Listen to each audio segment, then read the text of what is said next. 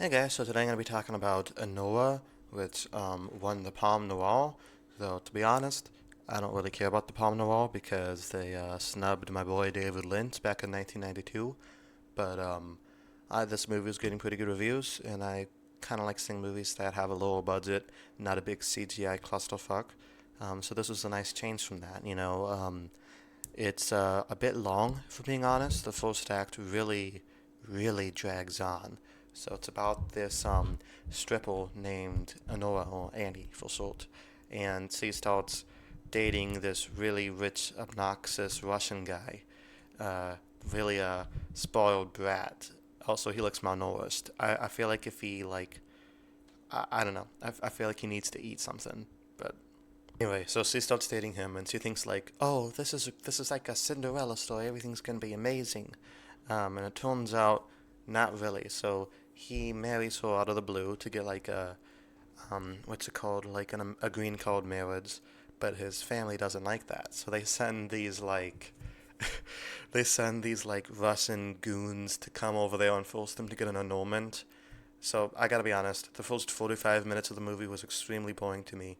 It's nothing but like it feels like it's like a softcore pornography for like the first half of this movie, and it's extremely boring. And I don't know. I was like, when is this going to go somewhere? It just keeps going on and on and on. But then when the Russian goons show up, it becomes like hilarious. It becomes like a Coen Brothers movie almost. It does have like the feel of a Coen Brothers movie. So they start off by trying to force them to get annulled, and uh, Ivan, the Russian guy, he runs away, and they have to tie up Annie, and it's so funny. I find this to be hilarious. She's just being obnoxious and they're just being incompetent, and it's one of those like just insane, chaotic scenes. And that actually made me laugh about how long this sequence went on for, because it takes up like a big chunk of the movie. It's just them in their in the penthouse just trying to keep her from escaping. And I just think it's funny. She's like biting them, she's kicking them. Um, I don't know. I found that to be hilarious. The head guy, like the older guy, he made me laugh so many times in this movie. Like when he's like suddenly goes on this old man rant of kids these days, and he like leaves. He's like a pastor or something, and he just leaves the baptism to, in the middle of it. That is so funny. The audience was kind of laughing several times throughout the movie. I kind of like seeing funny movies like this. So they end up, she agrees to go help them find Ivan, and they go on this trek throughout New York City looking for him. Um, and a lot of comical scenes, and so, the car gets towed. Um, they get like, they can just go from one club to the other. Uh, the funniest scene is like when they just go to a diner to eat food, and it's just such a she's like there with them, and they're just chilling. I just thought that was funny too. Um, then they do find him eventually, and he's like completely out of it. He's on like five different drugs, um, which probably explains why he's so skinny.